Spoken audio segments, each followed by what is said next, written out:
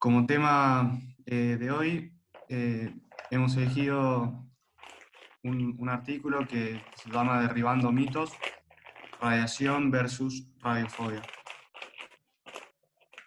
Estará coordinado por el doctor Bagni, médico de planta de nuestro servicio, por tres residentes, Diego Gallegos, actual becario de Urología Pediátrica, Joaquín Camacho, residente de tercer año, y quien les habla, Ignacio Arenas, residente de segundo año. Para comenzar, hemos elegido un caso clínico disparador. Es una paciente de 10 años, oriunda de Mar del Plata, que inició con litiasis renal izquierda, con episodios de cólicos, con infecciones del tracto urinario a repetición, 2 años previo a la consulta. En ese momento se le realizó una ecografía donde evidenció un riñón derecho con un diámetro anteroposterior de 18, un riñón izquierdo de 89, con litiasis en el grupo caricial inferior de 16 milímetros y en el grupo caricial medio de 9 milímetros. Se le realizó un DMCA donde se evidenció un 42% del derecho y un 58% del izquierdo, con una curva retentiva. Imagen de la derecha se podía evidenciar el lito a nivel del riñón izquierdo. La siguiente, por favor. Bien, la evolución de la paciente, voy a ir haciendo un resumen debido a la cantidad de procedimientos que ya tiene, pero posterior a este diagnóstico se le realizó una cistovidendoscopía, donde del lado derecho se evidenció gran hidronefrosis, como se puede ver en la imagen, y el lado izquierdo se evidenció estrecho con 2 litos, por lo que se realizó colocación de catéter J, litotricia extracorpórea izquierda. Posteriormente, debido al diagnóstico de esta estenosis pielo-ureteral, se realizó una pieloplastia derecha, y a su vez también recambio de catéter J al lado izquierdo. En octubre se realizó una LUE izquierda, donde se recambiaron J, y en noviembre se extrajeron ambos catéteres.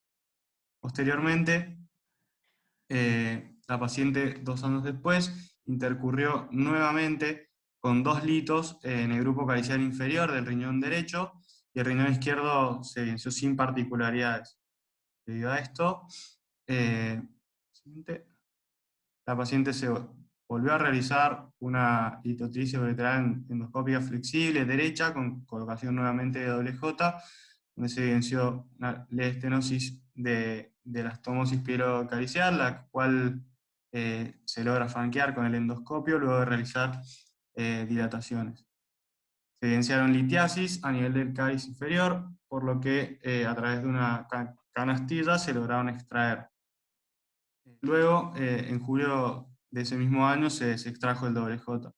Este año, la paciente intercurre nuevamente con un lito en el riñón derecho, por lo que se realiza nuevamente una litotricia ureteral endoscópica con láser, con colocación de catéter J, que se extrajo en mayo de este año.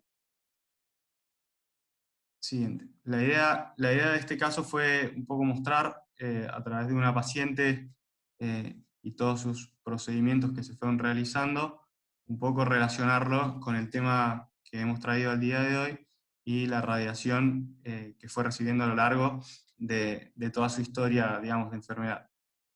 La idea con este cuadro es mostrarles aproximadamente cuánta radiación recibe un paciente a la hora de hacerse diversos estudios. La verdad que la literatura es muy dispar, pero hemos encontrado aproximadamente valores que nos pueden ayudar a ver cuánta radiación recibió. Por ejemplo, una tomografía, no, la anterior por favor.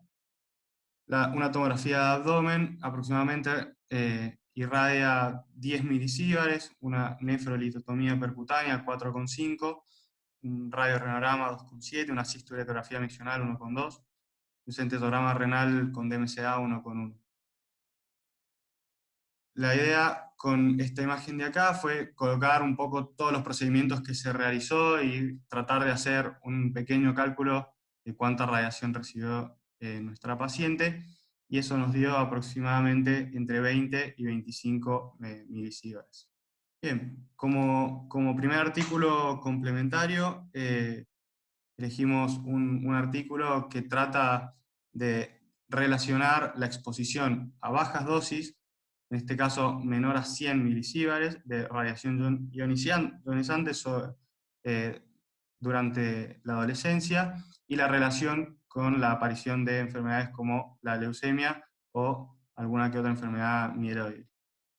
Este artículo se publicó en el Lancet o Hematology en el 2018, y lo que realizó fue evaluar 9 estudios de cohorte, donde incluyeron al menos 5 pacientes que desarrollaron leucemia, y se excluyeron aquellos con enfermedades que no se relacionaban con la radiación o no estaban enfocados en el objetivo del estudio, por ejemplo, enfermedades como linfoma y mieloma múltiple. Además, se excluyeron pacientes que estaban recibiendo quimioterapias para que no tuvieran resultados que nos pudieran confundir, y aquellos estudios que no detallaron correctamente la dosimetría. Los resultados de este paper nos muestra que en ese total de personas que fueron evaluadas, solamente alrededor de 260.000 estuvieron expuestas a menos de 100 milisieverts. La relación hombres-mujeres fue más o menos mitad y mitad.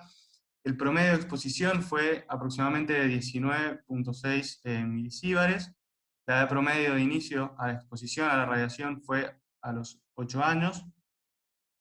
Y el riesgo relativo de desarrollar una enfermedad oncohematológica, sobre todo las leucemias agudas, a una radiación de 100 milisieverts fue de 3,09, con un intervalo de confianza de 95% y una P significativa. Fíjense que el riesgo relativo, por ejemplo, de leucemia mieloide aguda, es un poco menor que aquel relacionado a la leucemia linfoblástica aguda. Y llamativamente, la leucemia mieloide crónica no mostró un riesgo relativo aumentado.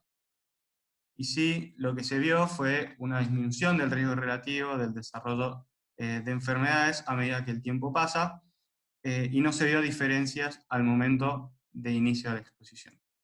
Esta imagen es un poco los resultados, no quiero detallar ni mucho menos, pero lo que quiero mostrarles es que si ustedes se fijan en el cuadro que habla de radiación a menos de 100, radiación a menos de 50 y a menos de 20, más o menos se mantienen riesgos relativos aumentados para el desarrollo de enfermedades, excepto en el de menos de 20, donde ya el riesgo relativo es bajo. Bien, entonces como conclusión de este artículo, podemos decir que el riesgo de contraer una leucemia mieloide o linfoblástica aguda se encuentra incrementado en aquellos pacientes que acumulan dosis de radiación ionizante menor a 100, sobre todo en la adolescencia, incluso también en aquellos que reciben menor a 50. Esto implica el por qué el sistema es prudente y protector ante estos pequeños detalles. Bien, continuando con el segundo artículo complementario, este se trata de un artículo publicado en el Journal of Urology en enero de 2016, y habla de la evaluación de la seguridad en la radiación en urología pediátrica. El objetivo del artículo fue monitorear prospectivamente la exposición a la radiación en un grupo de pacientes urológicos durante procedimientos quirúrgicos guiados por radioscopía, para cuantificar la dosis de radiación recibida por estos pacientes. Esto partiendo de una premisa de que los efectos estocásticos de la radiación, como la malignidad, son acumulativos y dependientes de la dosis de radiación que reciben. Con respecto a los materiales y métodos, se llevó a cabo entre 2013 y 2015 y se enrolaron pacientes pediátricos sometidos a tratamientos urológicos guiados por radioscopía, y en los pacientes se colocaban dosímetros en cada procedimiento para registrar estos datos de dosimetría. Los resultados fueron que tuvieron 78 pacientes que se sometieron a 96 procedimientos quirúrgicos, incluyendo pielografías ascendentes, ureteroscopías, nefrolitotomías y cistogramas. La edad media de los pacientes fue de 12 años. La dosis de radiación de entrada a piel para todos los procedimientos realizados fue de 0,56 miligrays. Este está en miligrays y no en milisieverts. La dosis, las dosis medias, asociadas asociadas con procedimientos diagnósticos e intervenciones fue un poquito más alta, de 0,6 miligrays. Estos son una tabla que muestra, digamos, de acuerdo a cada procedimiento, cuánta dosis de radiación de entrada ese procedimiento presentaba. Es un poco similar a lo que nos mostró Ignacio previamente. Y algunas cosas, digamos, resultados o reflexiones que hace el estudio, es que hay factores que disminuyen la exposición, como por ejemplo la radioscopía pulsada y no hacer una radioscopía constante durante todo el procedimiento, la visualización de la dosis administrada en todo momento en el equipo que se está utilizando, la retención de la última imagen tomada como para que sirva de guía y no tener que estar constantemente irradiando al paciente, y también el hecho de que se observe al operador. Esto nos habla el estudio de que es el fenómeno de Hawthorne, que es el fenómeno conocido por todos, que conduce en mejoras debido a que el operador sabe que lo están observando, entonces es un poco más cauteloso.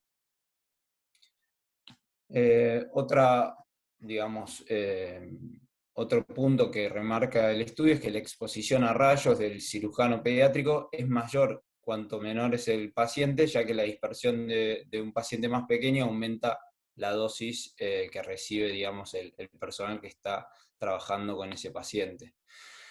Algunas limitaciones de ese estudio es que, bueno, tuvo un pequeño número de casos y fue en un solo centro. Los cirujanos del estudio no fueron cegados, como les dije, sabían, digamos, cirujanos urólogos, sabían que estaban siendo, digamos, observados, y la observación en la ejecución de los estudios no logró por sí una sola reducción en el uso de la radioscopía. Es decir, si bien este fenómeno de Hawthorne llevó a que disminuyera la radiación, pero por sí sola no es suficiente para disminuir considerablemente la dosis de radiación.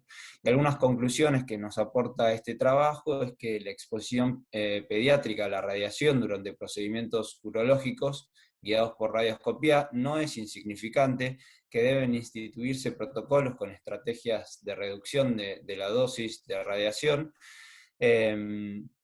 Habla acerca de que se deben generar campañas para detectar la exposición y promover la discusión sobre radiación en estudios diagnósticos urológicos, y también que debe estimularse el reemplazo a estudios de diagnóstico sin radiación para una mayor seguridad de los pacientes. Esto, digamos, nos enlaza con el artículo principal, que, digamos, es un artículo que se publicó en el Journal of Pediatric Urology en el 2018, y como dijimos previamente, habla de la radiación versus la radiofobia, digamos, queriendo derribar si esto es un mito o no.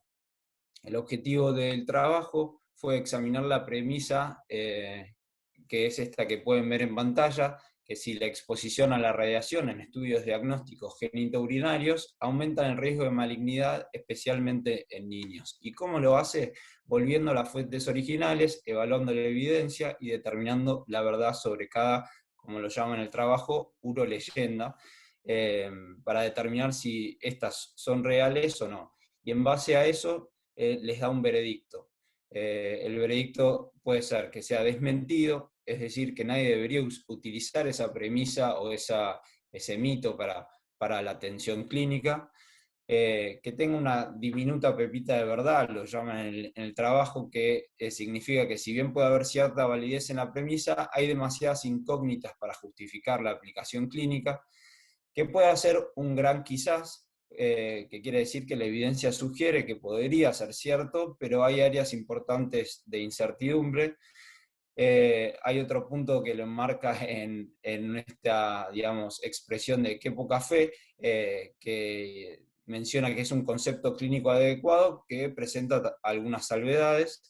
Y por último, un dato verdadero que es una premisa realmente basada en evidencia sólida. Bueno, el estudio, digamos, partiendo de la base de que estamos todos interesados en tratar a nuestros pacientes con el menor daño posible, hemos entrado en una cultura de conciencia de la radiación y asevera que hay estudios que predicen altas tasas de cánceres potencialmente fatales como resultado del uso imprudente de imágenes de diagnóstico en los niños. Entonces digamos, esto ha llevado a una campaña que se llama el Image Gently Campaign, que habla justamente del uso apropiado o estimula el uso apropiado de estudios de imágenes. El objetivo fue crear una conciencia sobre la necesidad de ajustar la dosis de radiación cuando se toman imágenes de niños. Algunas opciones que nos menciona el estudio para reemplazar las convencionales son, por ejemplo, la urosonografía miccional como una alternativa libre de radiación a la cisturetrografía miccional, o el urograma de resonancia magnética como una alternativa al centellograma. Y todas estas iniciativas es importante remarcar que se basan en una suposición de que los niveles de radiación asociados con diagnóstico por imágenes son perjudiciales. El origen de por qué pensamos de esta manera comenzó posterior a la Segunda Guerra Mundial, según el estudio indica, donde se estudiaron los efectos biológicos de la radiación atómica. Esto partiendo de una premisa del Premio Nobel de Genética del 46, Ernst Müller, que estudió la radiación, digamos, las mutaciones genéticas causadas por la radiación. Y este hombre mencionaba que toda exposición, por más baja que sea, se vuelve potencialmente peligrosa. Bueno, de alguna forma u otra, la urología pediátrica ha arrastrado con este concepto, no solo la urología, sino la población en general ha arrastrado con este concepto, y se creó la hipótesis lineal sin umbral. ¿Qué quiere decir esto? Que esta hipótesis asevera que no existe un nivel seguro de exposición a la radiación. Como pueden ver en el esquema de la derecha, que también nos aporta el estudio, muestra que hay una relación lineal clara, que es la línea continua, donde digamos, se aportan más de 100 milisíbares, que a mayor exposición, mayor riesgo. Eso parece, digamos, lógico, pero hay una relación lineal presunta, que es la línea recta discontinua, que se le da una dosis menor a 100 milisíbares, que tiene menos respaldo empírico, y ahí entrarían, digamos, los estudios de imágenes urológicos. Es decir, es un campo que no se ha estudiado o evaluado con gran, digamos, concienzudamente para evaluar los posibles daños. Como ven en el gráfico, es un gráfico que mide el riesgo del cáncer comparado al tiempo de exposición a la radiación. Bueno, después del artículo habla sobre la evidencia y la evidencia expuesta que existe, amplía la bibliografía que documenta que los efectos adversos de la radiación ionizante a altas dosis en el ser humano. Pero existen pocos estudios con alto poder estadístico que hayan investigado el impacto de los niveles de la radiación de una tomografía de dosis baja, es decir, de 1 a 3 milisieverts. Y la radiación, habla también el artículo que la radiación de fondo anual en la mayoría de lugares es de aproximadamente 3 milisieverts, es decir, la radiación del lugar, de los lugares. En este contexto existen diferentes artículos publicados, los cuales se pueden dividir. Uno, los que intentan predecir de futuros cánceres en una población según el número de estudios de tomografía y de dosis estimada por estudio. Y los otros artículos son los que vinculan el aumento en la incidencia de cáncer a partir de estudios retrospectivos de pacientes que se han sometido a tomografías. los del primer grupo, en el que intentan predecir cánceres futuros, se utilizó estimaciones de dosis de radiación ionizante con efectos biológicos, los cuales no fueron concluyentes según el autor. Y en el segundo grupo, que vincula el aumento de cáncer en pacientes sometidos a estudios de imágenes, se identificó varios sesgos en este tipo de estudios, entre esos uno de los más importantes es el de la causalidad inversa. Es decir, que el motivo de la tomografía también sea motivo del futuro cáncer. Algunos partidarios de los modelos umbral para la carcinogénesis por radiación ionizante hablan de que el cuerpo humano acumula daño por la radiación, y además de eso se repara activamente del daño en el ADN inducido por radiación, por mecanismos de reparación bien establecidos. El concepto de hormesis por radiación postula que los niveles bajos de radiación ionizante podría ser inclusive beneficioso y reducir potencialmente la incidencia de cáncer al activar tales mecanismos de reparación de daños en el ADN. Otros estudios sugieren que ciertos individuos son hipersensibles a la radiación a bajas dosis. Estos individuos pueden tener una deficiencia en la reparación de los daños inducidos por la radiación ionizante. Entonces, en este contexto, el autor menciona que en la experiencia donde se da altas dosis como terapia, por ejemplo, en una radioterapia, indica que las dosis acumuladas distribuidas durante un periodo de tiempo más largo es menos dañina que la dosis equivalente administrada en una sola vez. Se desconoce si esta premisa es extrapolable a una tomografía, por ejemplo. Aunque preocupan las dosis acumulativas, es prudente establecer el procedimiento más seguro con el mayor rendimiento diagnóstico desde un principio, en lo cual el paciente va a salir beneficiado y en esto el paciente requiere un estudio de imágenes, aunque sea una tomografía.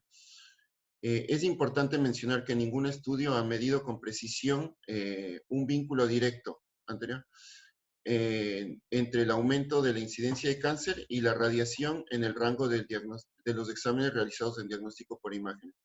Estos exámenes, la mayoría, la que más radiación genera es la tomografía, la mayoría está en un rango menor a 20 milisieverts. Y como comentarios de cierre, el autor menciona que existe evidencia abrumadora que la exposición a la radiación en niveles altos puede tener consecuencias devastadoras a corto y largo plazo. La evidencia es mucho menos clara para exposiciones de bajo nivel asociados con la mayoría de los estudios de imágenes médicas. Es importante evitar o minimizar el realizar estudios de imágenes médicas para evitar exposición a la radiación. Sin embargo, esta premisa no está respaldada por la evidencia. Siempre es razonable evitar la radiación iónica innecesaria cuando sea posible, pero también existen riesgos asociados a la información errónea derivada de estudios de imágenes subóptimos o de estudios de imágenes que no se realizaron. Además habla de los procedimientos quirúrgicos innecesarios o no indicados que resultan de la toma de decisiones basadas en información de imágenes subóptimas, que esto también debe pesar en la mente del médico en el momento de tomar una decisión. Y también habla de que la asociación entre las imágenes realizadas por diagnóstico, por imágenes actualmente, y un mayor riesgo de malignidad, todavía esta asociación es débil. O sea, no se puede relacionar que las imágenes con bajas dosis de radiación puedan producir malignidad. Después, hicimos una checklist del artículo en la cual el título es acorde al tema de estudio, sí. Fue publicado en una plataforma validada, sí. ¿Qué buscamos leyendo este artículo y cuál fue nuestro objetivo? La respuesta fue A, conocer sobre métodos diagnósticos. Y bueno, y si tu opción fue A, el estudio incluyó un grupo ciego comparado con el gold estándar para esta patología y nuestra respuesta fue no. Y los resultados fueron significativos, en realidad no arrojaron resultados con significancia. Y bueno, y para comentarios finales, está el doctor Wagner. Hola, ¿cómo están? Bueno, gracias a todos por estar acá a estas horas tan tempranas. Bueno, la idea, digamos, surgió, como ven, con este caso disparador, que es una paciente que lleva ya hecho varias cosas y que todavía faltan hacer algunas más, y por ahí uno empieza a pensar cuántas cuánta radiación recibió esta paciente y uno se preocupa un poco de que no sea demasiado lo que uno está haciendo. Y en la búsqueda bibliográfica surgió este artículo que me pareció muy interesante porque le da otra mirada, pero bueno, le da otra mirada, pero el informe final que hacen este tipo de artículos, que son los que pelean mitos, es que es algo que es un maybe, que podría llegar a ser o no. O sea, que es algo como para que pensar que quizás en algunas cosas podríamos estar exagerando, pero que por supuesto debemos mantener la política de la menor cantidad de radiación posible para los pacientes. Primero, para tener en cuenta un poco las cosas que hacemos nosotros, para saber qué cantidad de radiación tiene cada una de las cosas que hacemos. La tomografía es de las cosas que más radiación tienen, y por ahí una de las cosas, especialmente los que nos pasan en litiasis, es que a mí, para ver una litiasis, yo necesito que tenga contraste. Entonces, uno dice la tomografía tiene 10 milisíbares, pero en realidad depende cuántas pasadas lo hacen, porque uno puede, digamos, entrar una sola vez, hacer una tomografía sin contraste, que es lo que yo necesito para ver una piedra, pero muchas veces te pasa que en algún lugar donde están acostumbrados te dicen, no, pero tengo que hacer sí o sí con contraste. Entonces, le hacen una pasada con contraste, le hacen una pasada con contraste en el periodo arterial, después venoso, después diferido. Entonces, uno dice, esa tomografía no es la misma tomografía sin contraste de una sola corrida que yo pedí. Y son cosas a tener en cuenta cuando uno pide el estudio. Y después, nada, la verdad es que en endourología todo lo que hacemos tiene rayos, y por ahí, digamos, tener en cuenta la protección del paciente en el momento que hacemos el estudio, o sea, poner un chaleco en la mitad del paciente, cuidar las tiroides y tener ese tipo de cuidados para tratar de evitar irradiar al paciente, son cosas que tenemos que tener presentes, por más de que acá digamos que quizás a veces exageramos un poco con el tema radiación. Y después, bueno, a la hora de estar nosotros en el quirófano tenemos que tenerlo presentes, y eso es algo que todos tenemos que tener en la cabeza, hay que tratar de reducir la cantidad de rayos que se usa, sobre todo cuando usamos nosotros el Arcon-C, de estar mirando, si yo quiero hacer una cisturetro, que hacemos un montón, no estar viendo todo, absolutamente todo el llenado. Una cosa es ver un videíto y otra cosa es hacer un toque, que por ahí esa palabra me parece clave cuando estamos usando nosotros radioscopía, es toque y no prenderme radioscopía y estar, no sé, 30 segundos mirando, que son esos pequeños detalles de las cosas que hacemos. Y después, bueno, qué tipo de estudios pedimos también me parece importante. Por ahí el estudio nombra de hacer una resonancia dinámica en vez de un centellograma, y a veces hay que poner un poco en la balanza ese tipo de cosas, porque la resonancia dinámica casi siempre es con anestesia, y como vimos, un centellograma tiene muy, muy poca radiación. Aprovecho para hablar de centellograma y darle la bienvenida a Ana Molerach, que es la jefa de medicina nuclear, que es la que nos hace todos los estudios de medicina nuclear a nuestros pacientes. No sé, Ana, si querés hacer algún comentario. No.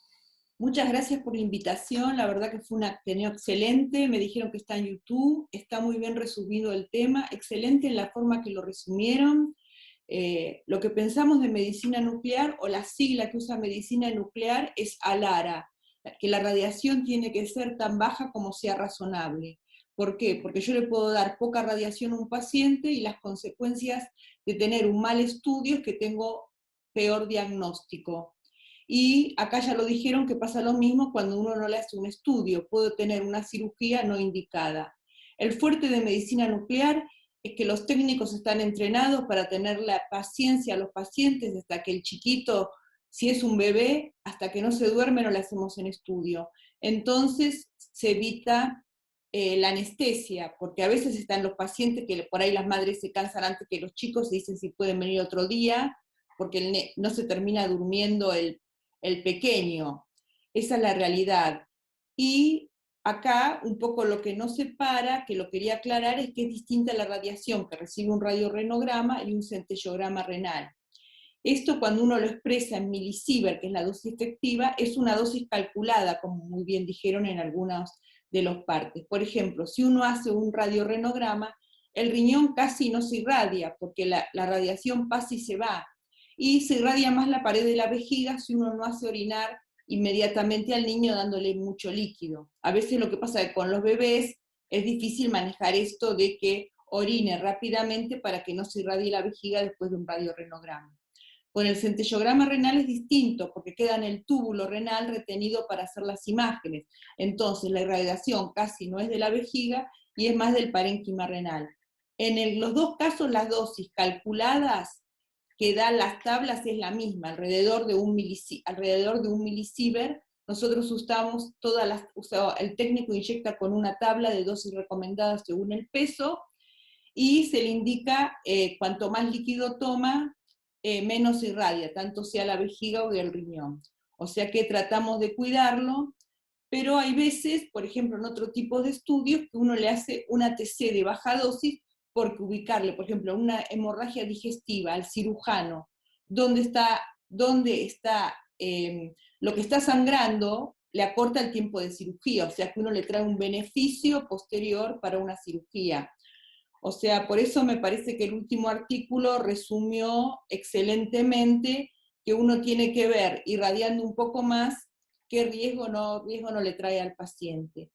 Por otro lado, la discusión esta está desde hace años y todas las revistas traen sí una pequeña dosis de radiación, no trae un efecto reparativo, y que hay pacientes que tienen una radiosensibilidad especial, que el efecto reparativo no existe. Entonces, para este grupo de pacientes es lo que uno que no va a tener ese efecto reparativo es lo que tiene que cuidar y no darle la radiación. Que en la mayoría de los pacientes no trae complicaciones, pequeñas dosis de radiación, pero un poco la teoría actual es que hay una radiosensibilidad especial y esos pacientes tienen un efecto reparativo. Perdón si me extiendo mucho, pero quiero decir otra cosa. En el Lancet en Hematology, no hay problema.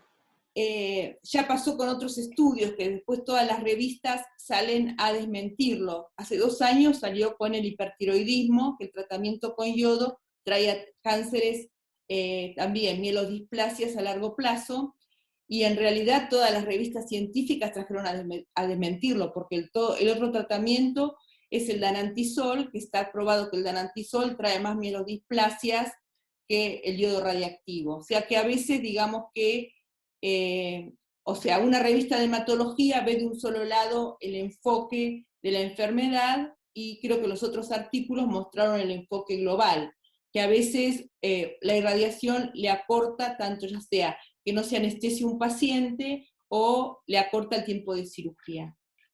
Bueno, y quiero agradecerles de vuelta la invitación, que estuvo muy interesante el Ateneo. No, por favor, un placer tenerte acá. En base a esto, sí, a la doc. sí. No, habló de pacientes más sensibles, digamos, a la radiación en algún punto, o entendí mal. O sea, la radiobiología de la radiación no se conoce, por eso estuvo muy bien el cuadro ese final que pusieron. Unos dicen que o sea, que a medida que aumenta la radiación tenga un efecto, otros dicen que no, que la radiación, o sea, todos recibimos 3 milisievert, según en la zona del mundo que uno vive, reciben entre 3 y 6 milisievert por año. Y, digamos, sería lo mismo, digamos, que hacerse, o sea, recibiríamos solo 3 milisievert más si me hago un estudio, a lo mejor que lo que recibo en un año o haciendo un vuelo de acá a Europa. Y eso no está aprobado. O sea, cuando uno hace un vuelo, digamos, a la altura, recibe más radiación que si uno está parado en la Tierra. Eso está aprobado, y eso no dice que hay un aumento en la incidencia de cánceres. Pero hay o sea, un paciente más radiosensible, que esa reparación que dice que se producen normalmente las células, no producen ese tipo de reparación. Y eso es una de las explicaciones para la radiobiología, que algunos pacientes hacen más cánceres. Pero bueno, es una discusión que surge en distintas patologías cada tanto, y aparecen publicaciones, a veces en revistas más serias que otras, y cuando la revista, por ejemplo, es el Lancet Hematology, se generan un montón de artículos de respuesta en todas las demás revistas. Perfecto, gracias, Doc. Esos pacientes más radiosensibles es difícil identificarlos. No se pueden identificar. Bien, gracias. Doc, ¿y existe o es real de la radiación acumulada con el transcurso de la vida?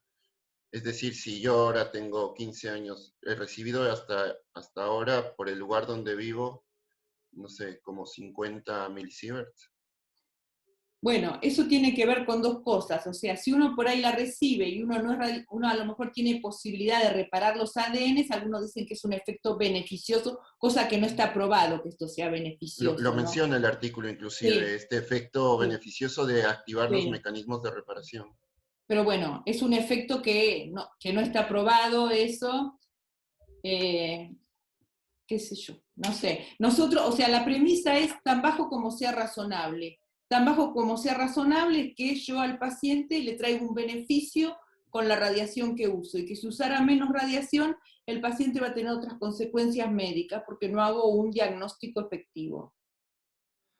Perfecto. No, y una de las cosas que me pareció muy importante destacar es que ahí dicen que, digamos, hacen la evaluación de según cuántas tomografías tuvieron los pacientes, la posibilidad de desarrollar un tumor. Pero uno no le hace una tomografía a alguien que no tiene nada. Entonces, los diagnósticos de por qué se le hicieron esas tomografías a esos pacientes es muy importante, porque, digamos, el paciente que recibió muchas tomografías tiene, más allá de la radiación de la tomografía, del diagnóstico de por qué le hicieron eso, probablemente sea alguien que haya pasado por un hospital, que estuvo internado, que estuvo expuesto a, no sé, virus de transmisión hospitalaria, que estuvo expuesto a una anestesia pasada por quirófano, con todas las drogas que por ahí pasan, por decir cosas que se me vienen a la cabeza, medicaciones especiales. Entonces, no es un paciente estándar el paciente que se le hizo una tomografía y que se le puede echar solamente a la tomografía o a la radiación de la tomografía la posibilidad de que desarrollen o no un tumor. Entonces eso, digamos, es imposible de evaluarlo de otra forma, pero es algo bastante tramposo. Y en general, para destacar, lo que dice el estudio es que la mayoría de los trabajos hacen lo que hicimos nosotros con nuestro caso índice. Evaluar, se hizo X tomografías, bueno, asumo que tuvo tanta radiación, pero insisto que no son todas las mismas, digamos, la calidad de la imagen varía mucho si uno quiere, digamos, quiere mayor calidad, mayor definición del estudio, digamos, cuando uno hace una tomografía helicoidal, la cantidad de pasadas que da, si uno da una pasada más amplia, con menor calidad o con menor sobreposición de imágenes, la radiación es muy variable. Entonces, digamos, realmente no son dos grupos comparables. O sea, y por supuesto que es algo que metodológicamente no se puede hacer, no voy a hacer tomografías a chicos que no tienen nada solo para saber si después desarrollan un tumor.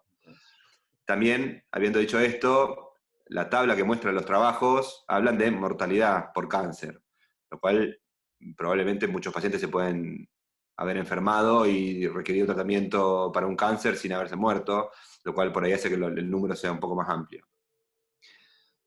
Y después, nada, en cuanto a la tomografía, o bueno, los otros estudios, la forma en la que se mide la radiación, por eso puse el segundo artículo del trabajo, porque es bien urológico, es bien lo que hacemos nosotros, y lo mide con un transductor en la piel, que es lo más realista, y digamos, la forma metodológica en la que miden la radiación cuando uno hace una tomografía, cuando uno te dice una tomografía mide esto, se hace más a un fantoma, o sea, se pone un muñeco de plástico, por decirlo de alguna forma, con sensores, y uno hace una tomografía sobre eso, y uno mide la radiación que recibe cada parte del cuerpo, digamos. Que también, digamos, no es exactamente igual a lo que uno va a hacer después, sobre todo porque nuestros pacientes pediátricos, al ser más chicos, la penetración de la radiación es distinta. Entonces, si uno tiene que hacer una tomografía en un adulto, la penetración de los rayos son distintos, tiene que penetrar más rayos para atravesar todo el cuerpo, para llegar a tener una imagen clara del centro. En cambio, en un paciente chiquito la radiación lo atraviesa más rápido y por ahí la radiación sea distinta de lo que uno dice. Cuando uno dice una tomografía son 10 milisíbares, quizás en un paciente pediátrico eso sea distinto y hay que medir diferentes cosas. Nada, y parte de lo que lo nombran en el estudio es también que el trabajo dice que puede haber mayor cantidad de tumores cerebrales, y en realidad si uno hace una tomografía abdominal, eso está medido, la radiación está bien dirigida al abdomen y no llega a tener una radiación suficiente al cerebro como para echar la culpa. Está bien, uno puede, la sangre circula y puede haber una célula maligna de un lado que termina ahí, pero digamos, son todas estas cosas que no son menores a la hora de evaluar esos resultados que dice el trabajo, que uno, digamos, pone ahí en la balanza qué tanto riesgo uno tiene de tener un tumor. No sé si alguien más quiere hacer algún comentario. Hola Roberto, buen día. Sí, ¿Se escucha? sí, sí. Ah, bueno, gracias Ana por estar. No, una reflexión y que me surge es, digamos, un tema tan relevante como este, con tanta duda, ¿cuánto de esta información trasladamos a los pacientes, no? Y la respuesta creo que es cero, en relación al posible impacto de estos pacientes que aplicamos tantos rayos, ¿no? Como reflexión para pensarlo, de qué deberíamos informar, y de qué manera en estos chicos que durante el transcurso de la vida reciben tanta cantidad de estudios. Y lo otro es que este estudio está enfocado en los pacientes y no hay ninguna mención en relación a los profesionales que trabajan con rayos, ¿no? Que también sería interesante incluir en esta esfera de valoración todos los médicos que trabajan en relación a la radiación. No sé si Ana tiene alguna consideración con estos dos comentarios. Un poco, los médicos de diagnóstico por imágenes tienen distintas regulaciones que los médicos de medicina nuclear.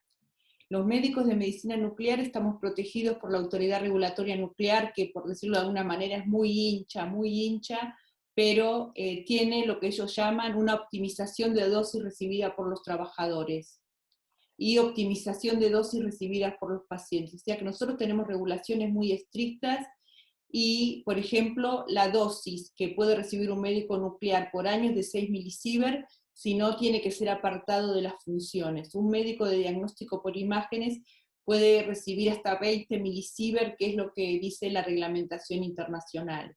En los que hacen radioscopía, el riesgo mayor es en la córnea, que es algo muy sensible, que la reglamentación internacional decía hasta 150 milisievert, y los que hacen medicina nuclear estarían optimizados a 20 milisievert año. Teóricamente la recomendación de la autoridad regulatoria, aunque en eso no se puede meter, es que todos usen anteojos plomados cuando hacen una radioscopía, porque es el órgano más sensible, y bueno, teóricamente todo el mundo debería tener el dosímetro puesto por fuera del chaleco plomado y cubrirse la tiroides, que es otro órgano sensible. Yo hago la radioprotección en medicina nuclear y, o sea, por eso por ahí no puedo hablar tanto de radioscopía. Pero bueno, el hospital en eso yo, o sea, controlo los dosímetros de medicina nuclear, es muy estricto en las dos cosas. En la dosis que recibe el paciente hay un comité de seguridad que no sé si, o sea, no sé si va alguien de radiología pediátrica o no, la verdad que no sé. En ese comité de seguridad hay 2 físicos que aconsejan, digamos, las medidas a tomar, y bueno, nada, la verdad que no sé cómo se manejan ahí para controlar al personal en cirugía pediátrica. Ahí yo tengo una duda, Ana, con lo que dijiste, el concepto de reparación. ¿Exactamente qué consiste ese concepto? El de reparación, o sea, es algo que hay muchos artículos de la bibliografía que dicen que si uno se hace una tomografía de baja dosis que me produce algún daño en alguna cadena de ADN, eso es lo que hace la reparación, o sea, produce un mecanismo, activa un mecanismo de reparación celular. Esa activación del mecanismo de reparación celular hace que en vez de una célula que está, digamos, que está funcionando mal el ADN, esa célula al no poderse reparar se produce la apoptosis, y al producirse la apoptosis de esa célula, digamos, elimina una posibilidad de una célula que podría derivar en un cáncer. Es una teoría, ¿no? Interesante. Yo voy a contestar un par de preguntas del chat. Ahí Daniel Carauni pregunta cómo se protege la córnea, y eso son anteojos especiales con protección para rayos. Y nada, Romina Braverman pregunta cómo, si usamos dosímetros o no. El hospital le da dosímetros a todo el personal de salud y uno debería tenerlo siempre el dosímetro puesto, y eso se cambia todos los meses y se mide. No sé si somos todo lo estricto que pudiéramos ser, pero sí, todo el personal tiene digamos, en la credencial una chapita para agregar el dosímetro, y a cada servicio le mandan el recambio mensual del dosímetro. Ahí pregunta también Daniel Carauni si en los fetos durante el embarazo recibe la misma cantidad de radiación. No sé si Ana, vos querés hacer un comentario de eso. O sea, acá en el embarazo, uno cada vez que, que le produce una radiación a la madre, tiene que escribir la justificación de la práctica en la historia clínica. Si una mujer tiene un accidente y tiene la duda de tener una rotura de vaso, hay que hacerle una tomografía computada para salvarle la vida, y nadie va a discutir que le hizo una tomografía computada a una mujer embarazada porque tuvo un accidente de auto y está la sospecha de que tuvo una rotura de vaso. Eso, digamos que eso no es discutible. Ahora, si una paciente tiene sospecha de TEP y la prevalencia es baja de que tenga un TEP, nadie le va a indicar ni una angiografía ni un centellograma BQ. Ahora, le hemos hecho centellogramas BQ, según el trimestre de embarazo, está más aconsejada una angio-TC que una BQ, y en ese caso, escribiendo la justificación de la práctica, porque uno eligió el estudio y que la sospecha es alta de que la paciente tenga un tromboembolismo de pulmón, también se usa la radiación. O sea, acá lo que tratan en la educación médica es elegir el estudio con menos radiación en el momento indicado para una paciente embarazada. O sea, la justificación de la práctica en la radiación es la palabra clave para que uno pueda hacer un estudio. Pues si uno dice, la práctica esta está justificada y hay un costo-beneficio, uno debe realizar el estudio sin dudarlo. No sé si contesté la pregunta con eso. Sí, yo creo que sí, que está claro. No sé si alguien tiene algún comentario extra. Creo Yo que tengo estamos como uno. para... Dale. Primero, ¿cuáles son los órganos más sensibles a sufrir radiación? La primera. Y la segunda, ¿el dosímetro tiene que ir por fuera del chaleco? Porque tenía entendido que más bien debe ir por dentro. Sí, perdón, tiene que ir por dentro del chaleco. Perdón, cuando a veces hacen pruebas, el dosímetro tiene que ir por dentro del chaleco. A veces medicina laboral hace algunas pruebas en algunos sectores que yo he estado presente, por eso dije por afuera. Me equivoqué en eso. ¿Qué otra cosa me preguntaste? No, dentro de los órganos, ¿cuáles son los más sensibles a sufrir alteraciones o malformaciones o cáncer después de recibir radiación? Bueno, esa es una pregunta en sí muy difícil. O sea, siempre que uno hace un estudio hay un órgano blanco, al menos en medicina nuclear, que es el órgano que uno sabe que va a irradiar y los demás no. La córnea es sensible, lo que queda fuera del chaleco es la córnea y la tiroides. La piel no es muy sensible, es menos sensible que el resto, por eso a veces el dosímetro puesto en la piel no refleja lo que pasa en otro órgano. Y las dosis que dan las tomografías, lo mismo, es la dosis efectiva, que es una dosis calculada en relación a factomas, como explicó Roberto. O sea que medición exacta no hay cuando uno pone el dosímetro en la piel, ni cuando uno hace el cálculo a través de fantoma, porque la dosis en la piel siempre es mayor, depende de la sensibilidad del órgano, puede ser mayor o menor del área que yo irradio. La médula ósea es otro órgano sensible, pero bueno, tiene bastante poder de reparación. Y una última pregunta. Usted hablaba de que para hacer una gammagrafía o un centellograma hacen como algún grado de hiperhidratación como protección renal. Sí, siempre. Primero el radiorenograma tiene que venir sobrehidratado el niño para ver la función renal al máximo, y a todos los chicos que se le hace un centellograma de renal, la orden que se le da a la madre es que tome agua, leche, jugo, Coca-Cola, lo que quiera. Eso aumenta la excreción y disminuye significativamente la irradiación. Bueno, ahora sí creo que estamos con todos los comentarios agotados. Gracias, Ana, una vez más por tu información, tu predisposición. La verdad es que todo muy claro y muy preciso y muy útil también. Así que nada, con esto terminamos. Muchas gracias a todos. Ahora nosotros nos desconectamos y nos volvemos a conectar para hacer el pase. Así que gracias a todos nuevamente y hasta luego. Bueno, gracias por incluirme. Hasta luego. Hasta Un luego. placer. Yes. Hasta luego. Gracias.